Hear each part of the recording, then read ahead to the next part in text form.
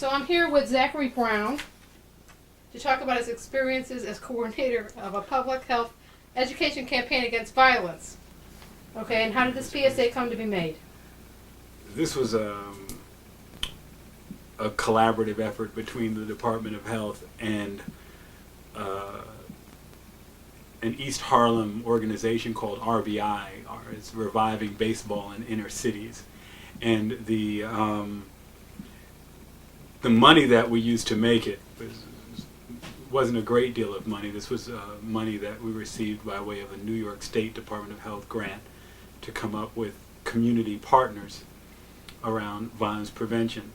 And developing some media or public service announcement was an idea we had already used, but we hadn't done public service announcement for television.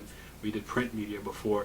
And the reason we explored media because we could get young people involved in taking some action, but they weren't vulnerable. I mean, if you try to deal with preventing violence, you know, it means that you may make some enemies. And but if you make a statement that just sort of speaks to your lack of tolerance for violent conditions in the community, and you do it with video, then you don't run the risk of getting anyone hurt. So we presented this idea to this community group. Usually the kids get together for baseball, and but during the winter months where we were involved in the creative and trying to construct a concept, they just came after school. And we began by just having some discussions with them to get them, to get a sense of what their feelings were about violence, about what it meant to be an adolescent, you know, a young person living in East Harlem. And then from there, we went through a number of exercises that we eventually videotaped because we knew down the road that we wanted them to be comfortable in front of the camera. And that proved to be interesting because what ended up happening was they had a level of sophistication around some of these ideas. I guess in the schools there was already a pretty effective peer mediation and conflict resolution program. So they had already started to talk about the right and wrong thing to do if you have a conflict or if you have a problem that may look like it's going to escalate to violence. And so in our discussions with them, they had all the right answers. They were very sophisticated. Once we started coming up with skits to work through certain exercises to get them comfortable on camera, we realized that in their behavior, there were some things that were really contradictions. In one particular skit, we just, you know, took some roles, a mom, a child, a father, a brother, and wrote it on a little piece of paper and tore them up, put them in a hat, and asked the kids to pick one out. And then we gave them a scenario. We told the kid, well, you went to school today and your book bag was stolen. And so we sent the kid home and had the mom there waiting for him and said, roll, go, you know, improvise. And first thing the kid said was, where's my bat? Somebody stole my book bag. So after all this discussion, you know, and them knowing that, you know, the right thing to do and to get some help and all that stuff, it immediately went out the window. The other thing that we noticed, which was important about this, was that 12 characters in, so we introduced 12 characters into the skit, a mother, a father, an older sister, a younger brother, and it was 12 people in before somebody said, let's call the police. You know, we got to call the police and talk about this. So the idea of using video as to give them a voice to the community ended up serving two purposes. One, we did end up creating this public service announcement, but we also ended up finding out more about what their real comfort level was in terms of what they expect from the police and others in the community, and whether they really are just saying what the right things to do are, but whether there's a real established comfort level with changing their behavior around violence. And again, it was powerful when they got a chance to view the tapes of themselves in those circumstances and we got to talk about what their feelings were as they looked on him again, and could say, hey, you know, even though I said that, that obviously is not what I really feel.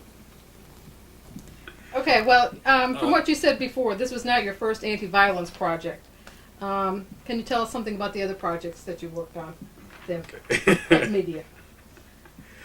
The first thing we developed was a poster, and this the poster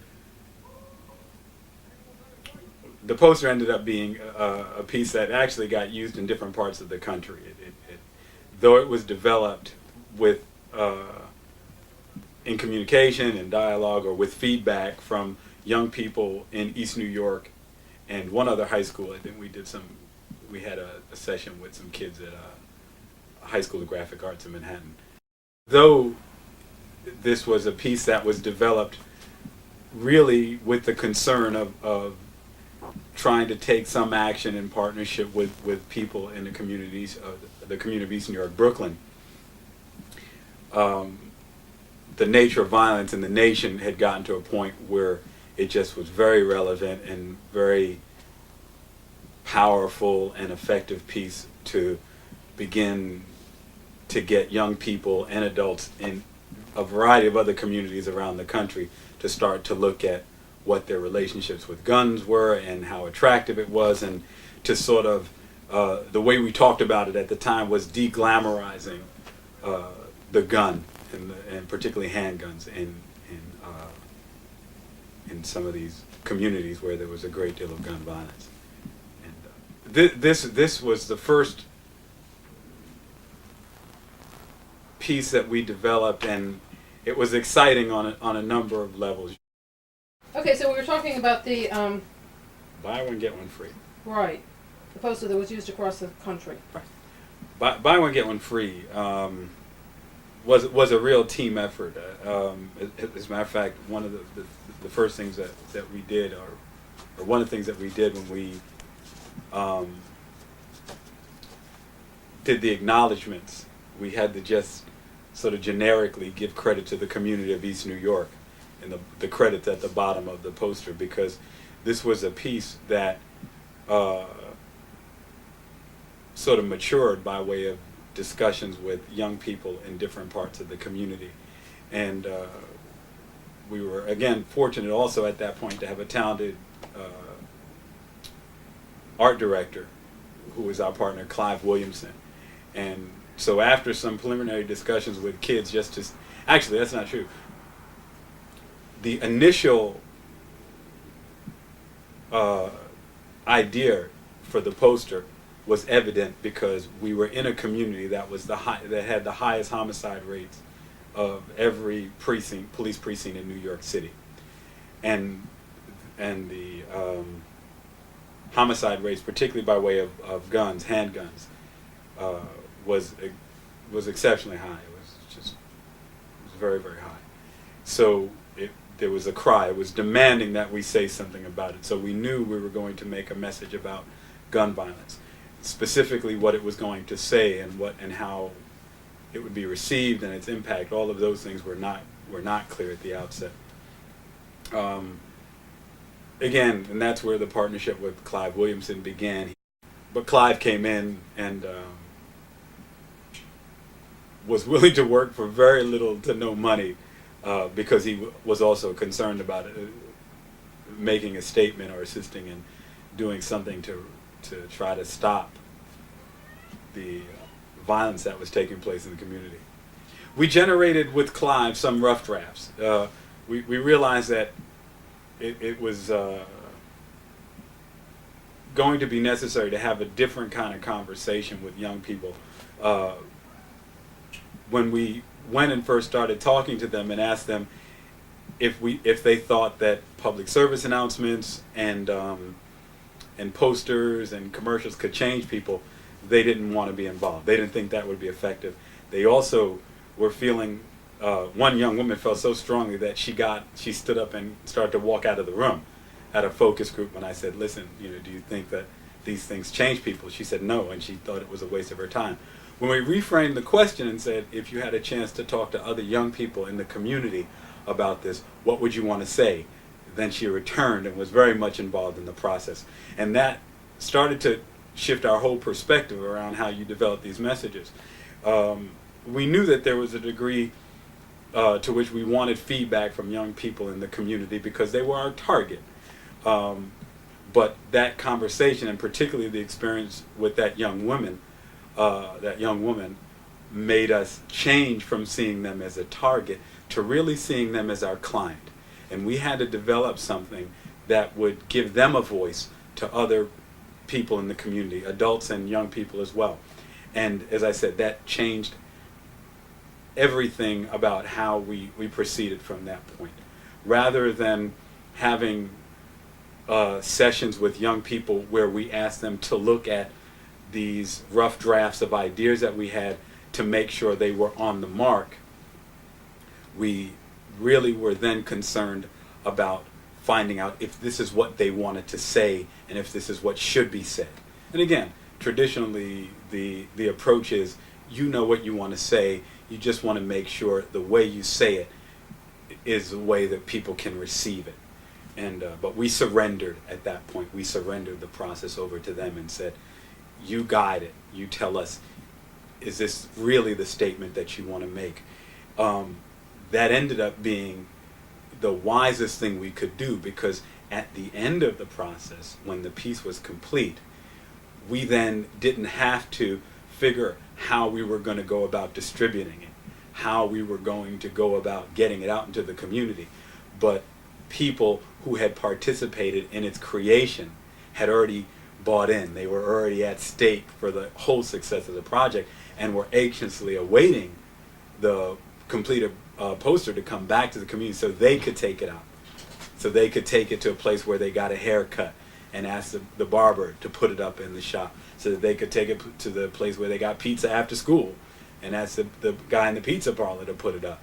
So the commitment to listen and to be responsive to the community ended up, as I said, it really transformed our whole creative process of guaranteeing that this was authentic and real, to one that guaranteeing that we had a client, and that this client, the people who were most at stake for the success of the work, were satisfied and were able to say, yes, this represents what we want to say and what we're about. And so they then, we created an army of people who distributed that piece in the community. And the exciting thing about that was it got to a point a few months down the road where the piece was already out in the community, maybe even a year later. And I could comfortably say to people at presentations, if they saw the poster, as many of them did, it was because somebody else who thought it was important made it their business to get a copy and to put it up. And again, we had rather another thing that started to develop as we did the piece was that we were concerned that though we had access to young people who were going to school and access to young people who were involved in community-based projects like after-school recreation programs or after-school tutoring projects, there were a good number of kids who were very vulnerable and perhaps in a real way more vulnerable to street violence, who are not involved in mainstream organizations. And we had to discover a way to get them involved, to get the message to them. And we started realizing that the barbershops and the beauty parlors and the pizza parlors were the places to best get that done. And we began to realize that the crossroads of the community were the places I just mentioned, barbershops and such. So we started talking to the barbershops, the guys who do, cut heads and give haircuts, and saying, would you take this poster and make this a place where somebody could get it if you want to? And so we got to a point where barbers were calling us and saying, hey, I'm out of posters, I need more. Or what are you going to do next? Can we become involved with this? Unfortunately, this is a resource that I don't think at this stage of the game is being fully utilized. There are so many committed people in communities that don't participate or are not part of the mainstream channels for distributing or dealing with people around health issues or dealing with people around social issues. But it's something that really has to be further developed. There are, as I said, just businessmen who are not outside of the community, like the owner of the Pathmark or the owner of the McDonald's might be, but small business people who are just making a living, or skilled workers in the community that are very excited about an opportunity to do something and to take some action. I understand that you use the model of the early AIDS education to a certain extent. Yeah, I think that well, let me talk a little about also how I learned. The first job that I had in the community after being away for a while, but I was playing music and doing other things. I managed to work on an AIDS awareness project as a community organizer, and I saw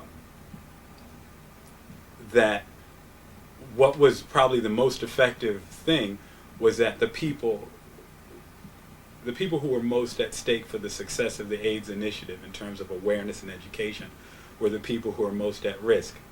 And I thought that it clearly pointed in the direction of to duplicate the same thing for violence. That there were people in the community who were most at stake for the success of the violence prevention initiative, and clearly they had to be used and involved the same way that people were involved in AIDS. The sad thing about that, I think that what ended up happening is as AIDS became something where there were more poor and working victims, the investment in AIDS as a public health issue also started to diminish as well. So I think we have to, the organizations and the institutions that deal with creating policy around all health issues have to really look at what does it take to get people from the position of being at stake for the success to really training and developing them such that they are facilitating and maintaining these programs even when the demographics, even when things start to shift and change, that there are always people who are involved in this work who are not just professionals and who are not working on something but as a grant comes along to deal with another issue and their professional expertise is maybe shifted, that there's a sustained core of people who are still at stake, still committed, still trained, still educated to continue work on those initiatives. So again, that was one of the things that didn't work as well as it could have worked with violence prevention.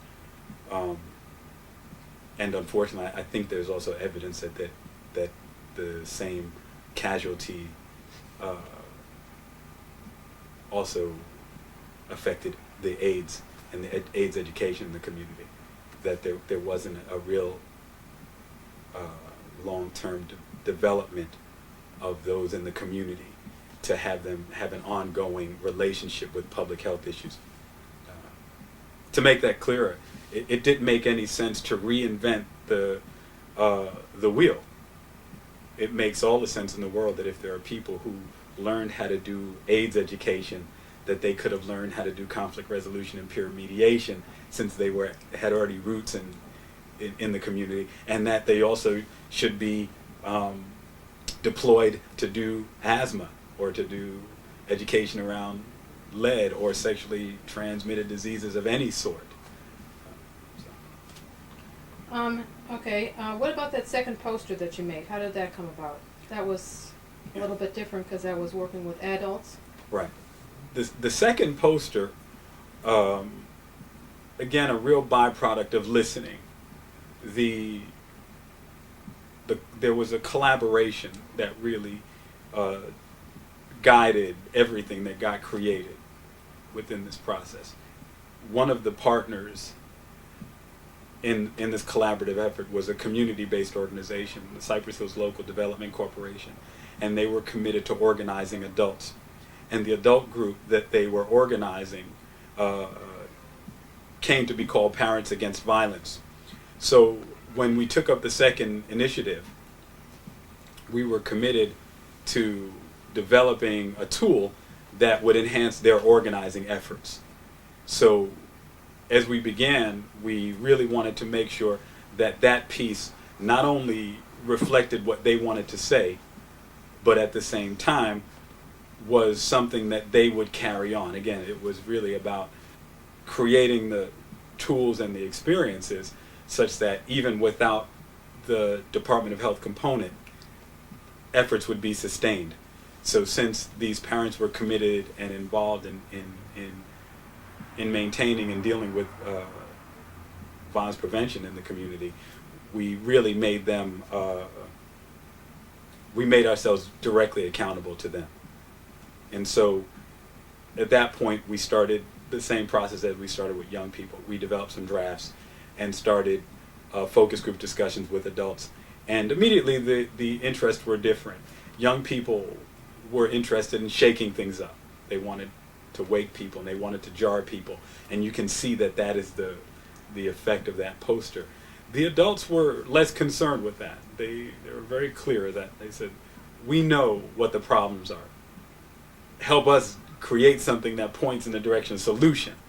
And so the whole tone of the adult piece was different. And the placement for the adult piece was different as well. The adult poster ended up being in bus shelters because this was, and we were able to get bus shelters during August, September, and October. And so we got bus shelters during the time that parents would be escorting their kids to school for the beginning of the year. And again, the goal, because we wanted to contribute to the organizing efforts of the adults in the community. Another thing that's interesting in terms of change was the size even. When we did buy one, get one free, and we took it to shopkeepers and bodega owners, they were concerned because it meant that the ad for cigarette sales or for something else had to be shifted, and they were somewhat concerned about taking up wall space from these vendors who they were making money from, though they were very much interested in making statements that showed that they were aligned with the efforts of the community. They also had concerns about how much space they could, devote to these messages. So we shrunk down the size of the Parents Teach Children to Fight poster to be sensitive to their needs. And again, the reason I made this point is that if there's an integrity, there's a level of integrity that will guarantee the success of the campaign if you're committed to really listening and sort of disconnecting your ego from what you want to see happen. Of course, when you do something like this, you want it big and glaring, but it was far more important to have those shopkeepers on our side. This ended up being important in terms of other areas as well. One of the ways in which buy one, get one free got into the community and the first focus group sessions in the development of the adult message got created was we had a relationship with local taxi cab drivers. So we developed an 8.5 by 11 version of Buy One, Get One Free, a brochure. And we distributed almost 10,000 in the community by way of the cab drivers passing them out to their riders. And then we got together with them afterwards and just discussed. We spent a day, we had lunch together, and we spent a day talking about what their experiences were.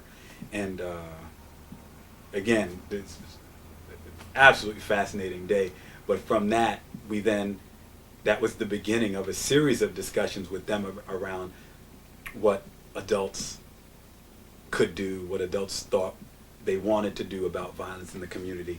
And so many things came of this. It got to be sad at some points that we had such a limited budget, because one of the things that was very, very prominent, a point that was made very, very loudly in every discussion, was that there is a great deal of distrust even among the adults. And they voice it clearly. They say, I'm uncomfortable telling my kid to be peaceful, to be passive, when the the guy across the street is telling his kid, if that guy bothers you, pick up a stick, pick up a rock, do anything to take him out. So, and the cab drivers, particularly even after, the discussions we had where they distributed these messages, they were the ones that started to voice these concerns. That some of the friction that the kids are experience are byproduct of the adults who are raising their kids such that they're strong and protecting themselves. So again, it just became really, really important to listen, and be committed to change everything based upon what you heard, and have the people who were sitting at the table with you be able to recognize that you were responding to them in concrete ways.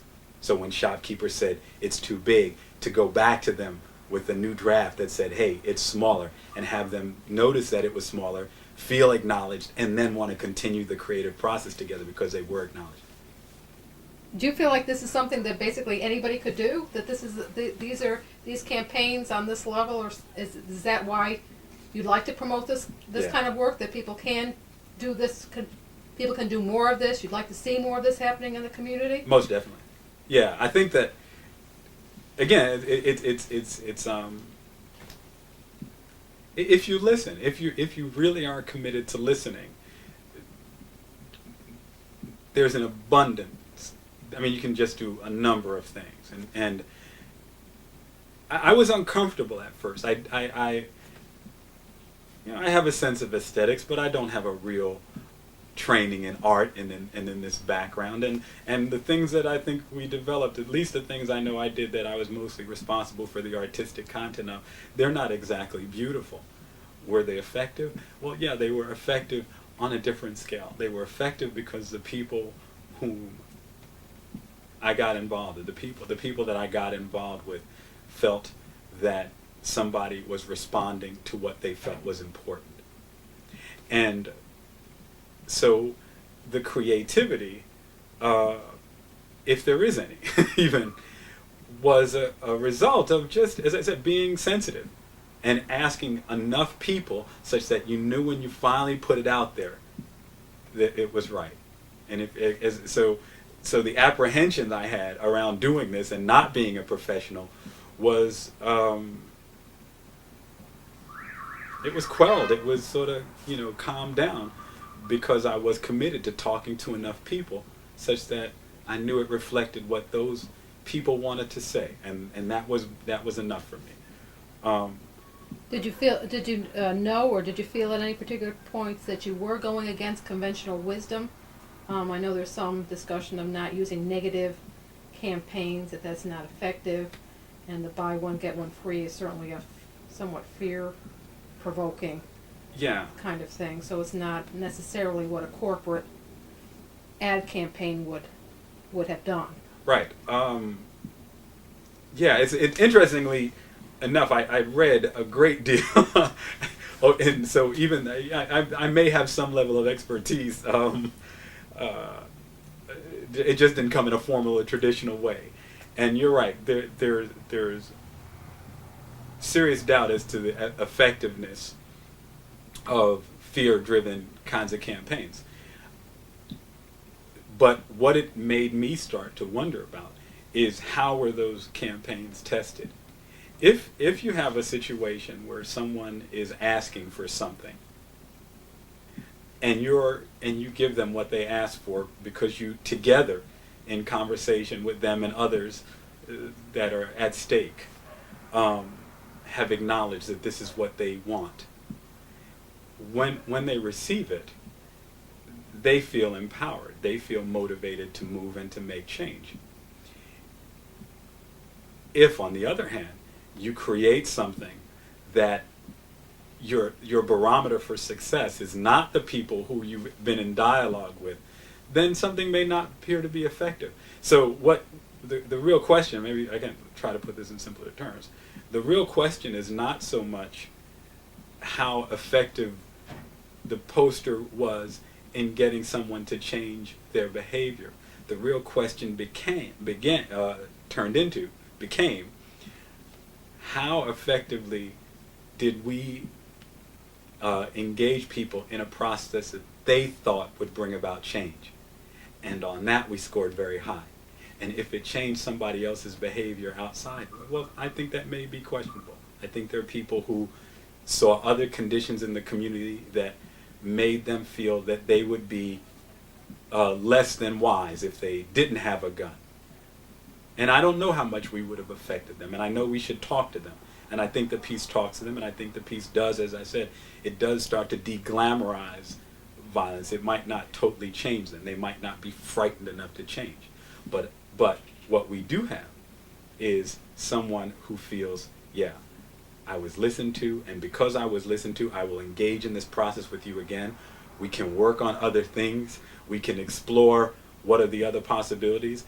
And I may be able to speak to this other person who is less affected by the poster better than me, or better than another public health professional.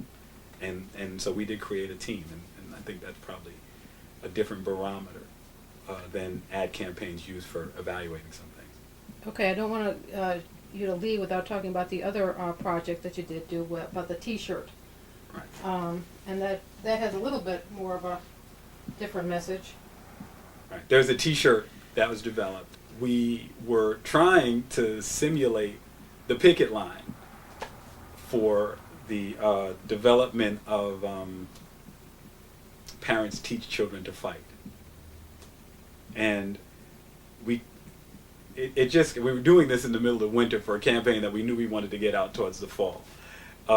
And we couldn't get the right balance of adult to young person.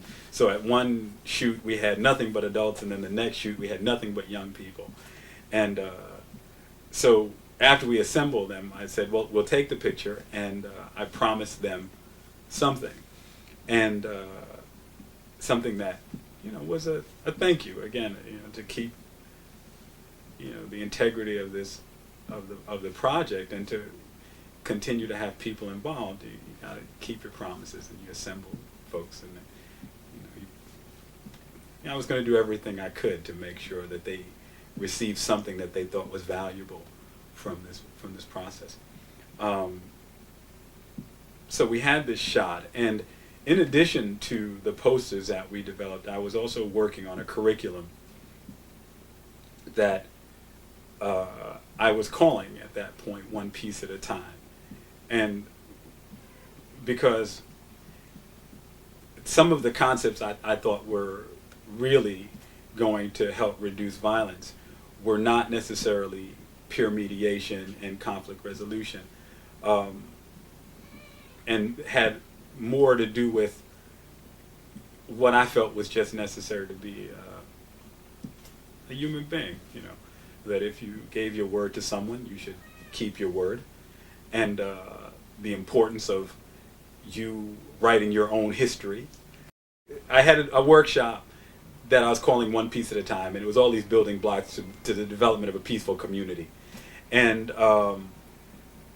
so I essentially just took the puzzle piece, or took all the kids that we assembled in this group shot, and cut it up into a puzzle, and figured, well, how are we going to build a peaceful community one piece at a time, and brought it back to the kids, and they loved it. I mean, they were quite excited about it. As a matter of fact, I even walk through the community now, and people ask me, how do I get more T-shirts? I have a request from a community-based organization that their dramatics group wants to use the T-shirt in their work, and I've got to see if we can round up 20 T-shirts for them.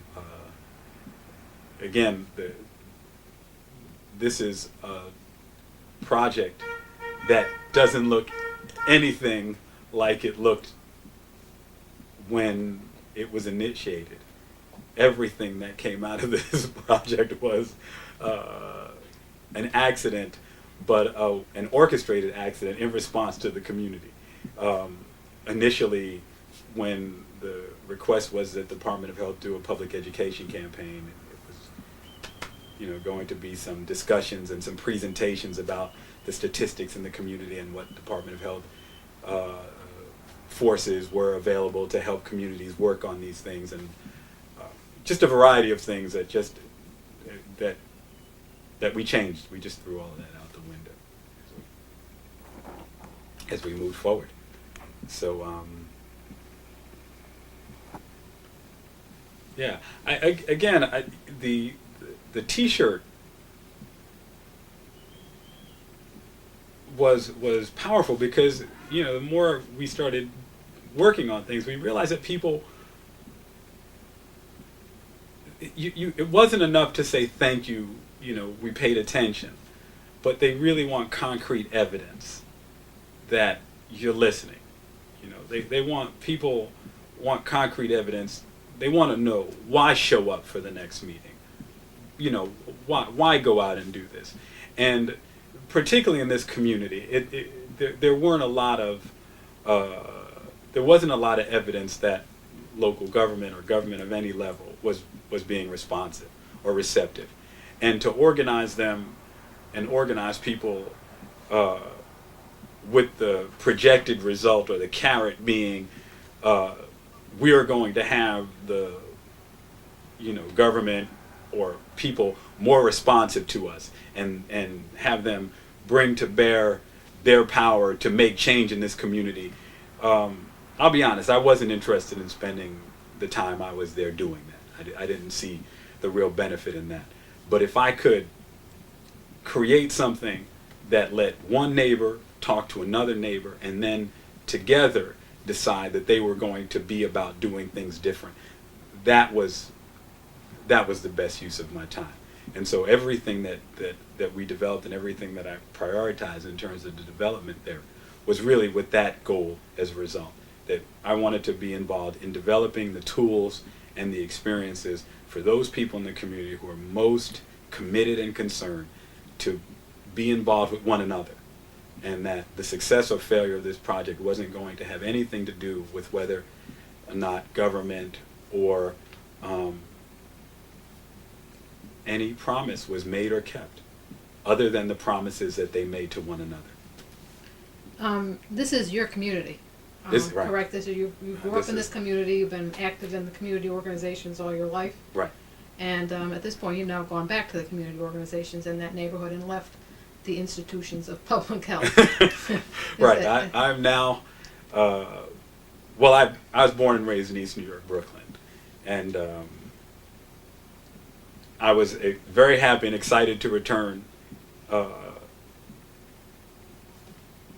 as a worker from the Department of Health, because there's a struggle in any place where there are limited resources. People tend to look at each other like, you know, they're in competition for these resources, and there's some boundaries between that made it difficult for community groups to collaborate. But coming from the community outside with the ability to take the resources that Department of Health had made available, I could work with a variety of different community-based organizations and concern, you know, religious leaders and a variety of people. And so it was great coming in from the outside. One of the things I'm proud of is that the atmosphere that used to exist, where there was where there are many more boundaries and many more walls up between these organizations, they've really been destroyed in large part, and that there is now much more collaboration between organizations. And I have returned as a project director for a program called Weed and Seed, which is a partnership between 6 community-based organizations and the police department to reduce crime and violence and increase the amount of community revitalization and community stabilization activities. And as I said, it is an exciting place now, because the community-based organizations are aggressively working together to demonstrate to people that East New York is very, very large, and that when it is considered as a place to focus some work, that there is the need for enough resources to adequately serve that community, rather than have people fight for these resources individually. They are collectively working to bring enough resources to make sure that things get done effectively. So there's a wonderful evolution that's taking place there now, and it's exciting to be a part of that. Do you have any other words for other people in the community? Suggestions or anything you want to say to anybody here before I close? Yeah, I think what I would want to say to anyone who is committed to changing conditions or making change, or and not even change. It changes. It sometimes it's so has so many negative implications. Anybody who is concerned to seeing communities grow and advance, there are when you step into a community or a set of circumstances, I think you really have to be at stake, be committed to having the success or failure of that project be totally about you. You know, it's sad that still people of leadership positions will talk about apathy, talk about the community and residents of the community as being apathetic. And the one thing I learned by way of having an opportunity to create these pieces with community residents is that they're not apathetic at all, that people in leadership have perhaps failed to be as creative as they need to be, such that they get people past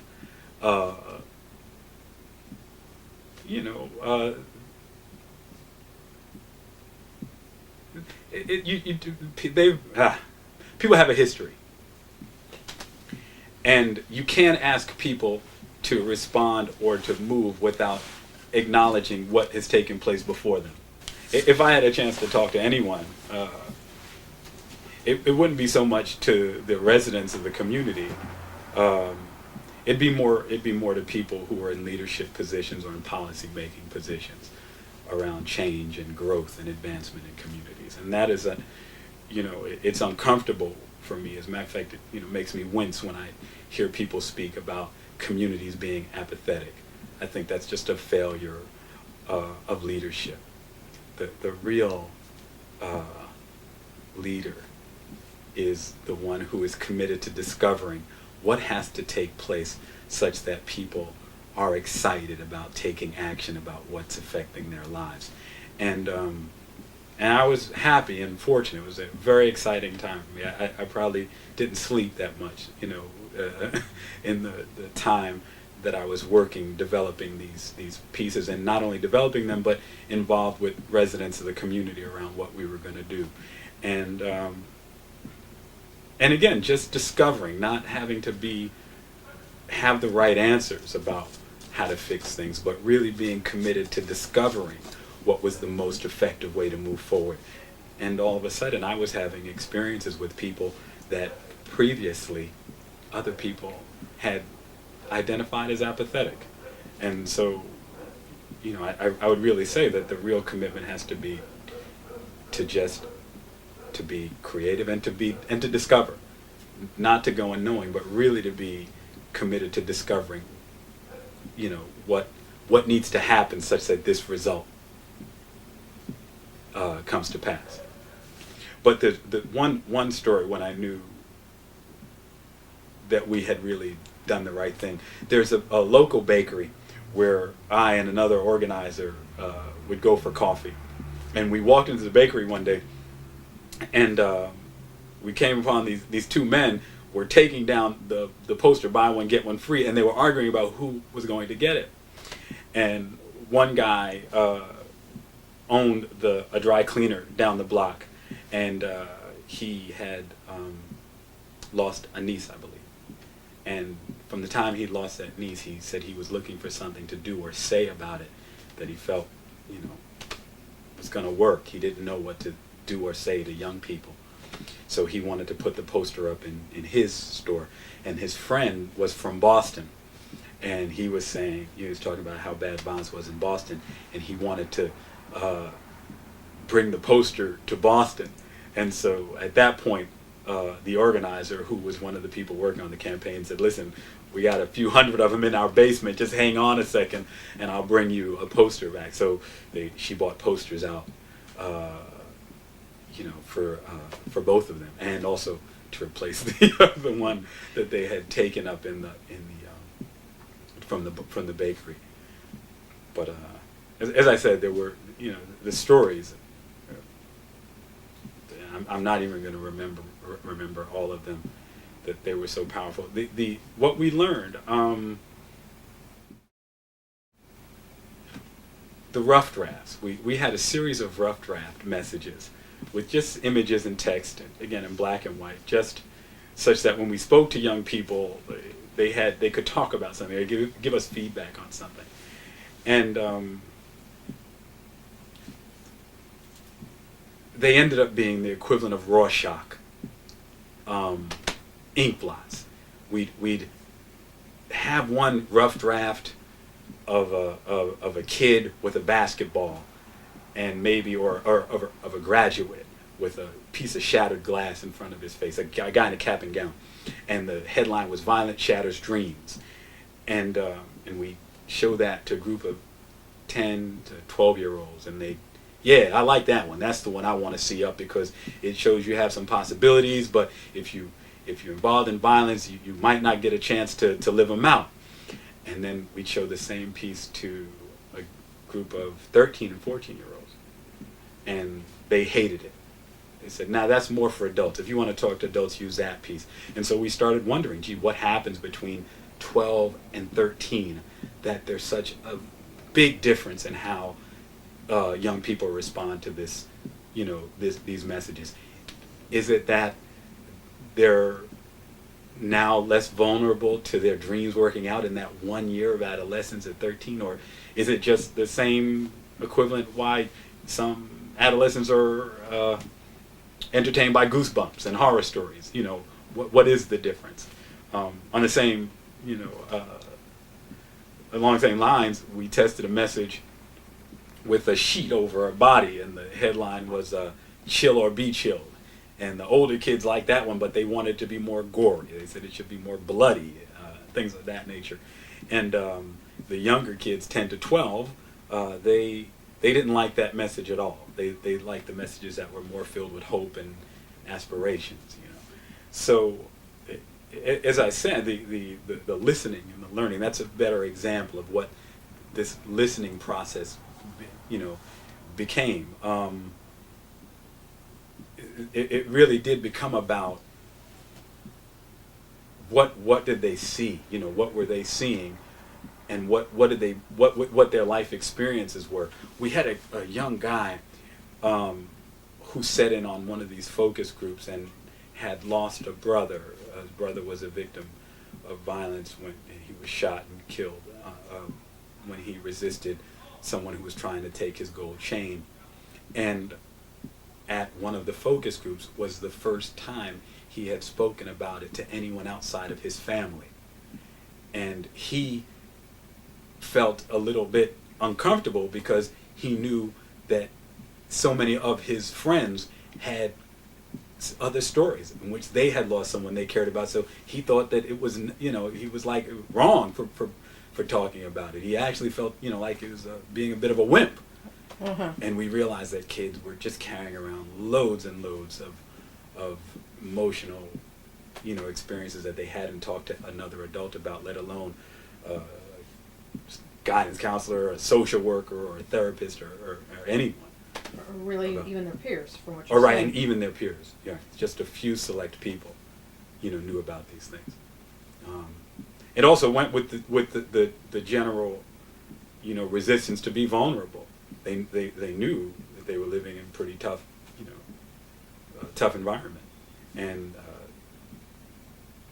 right away they had developed the skills that were going to have them less vulnerable, and it just affected everything that they were involved in. As a matter of fact, this kid was involved in a program where he wasn't the best student, and I'm sure, it gets hard to prioritize your studies, when you're carrying that kind of weight around. So, these, as I said, the creative process definitely transcended. I think this is another place to make a really important point. There's a degree to which there are people far more creative than myself, far more experienced in terms of generating media, who will create some powerful things. But for the person like myself, like anybody out there who's got, you know, a camera and a computer to do some Photoshop or to do some computer graphics on, what will make the difference is your willingness to have a long-term relationship with the people that you're trying to create something that speaks to them. The media firms and the advertising people that do the work pro bono are wonderful creative people. They'll come in and they'll create something effective. But will they have the sustained relationship with the people whom they've asked to be vulnerable, whom they've asked to open these wounds and re-examine that, such that what they create has that punch, has that integrity? I doubt that. I doubt they'll do that. And so there is clearly the need for a middle kind of person, someone who, as I said, is more committed to what comes of asking people to be vulnerable again and talk about what their life experience is. Is there any other stories that you want to share? Yeah, I'm sure I'll come up with 10 or 20 more. I think it's also funny, and I don't know if this will make the tape, but just so you know, about how self-conscious I was. I did not want to do this. But now you see that it would really be a waste not to share it in some way with somebody. It's about the work. Right. It really is about the work, and I was uncomfortable. I didn't want to do this because I was just concerned. I didn't have the skills. I didn't have the training. I was just willing to stay up till 4 a.m, night after night, and not go home, and learn enough, computer skills, such that I knew that this was going to work out, even where there wasn't, the budget, and as I said, concerned enough to sit with kids and listen to them and talk to them, and make sure that the passion that they talked about, their life experience, because kids shared some stories about loss with us and about pain and suffering in adults as well. The only thing I had was a commitment to make sure that that passion that we got in these small group discussions ended up back in the pieces that we were creating. And when I talk about it again, I can go back to that, and it really becomes about the work, and I find it difficult or impossible to be personally self-conscious about about myself or about the work. And I said, this work could be critiqued by any number of people who would find it deficient in a number of areas, artistically or aesthetically. But anyone who knows what I heard and knows the response that we received when we returned with the finished product couldn't qualify. Oh yeah, whole world, MCs, who's slick.